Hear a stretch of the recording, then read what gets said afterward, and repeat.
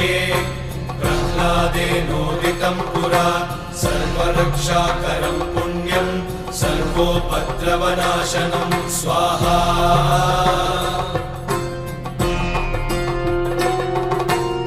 सर्वसम्पत्करं चैव स्वर्गमोक्षप्रदायकं ध्यात्वा नृसिंहं देवेशं हेमसिंहासनस्थितं स्वाहा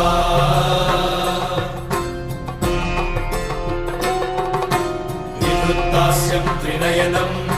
शरदिन्दुसमप्रभं लक्ष्म्यालिङ्गितवामाङ्गं विभूतिनिरुपाश्रितं स्वाहा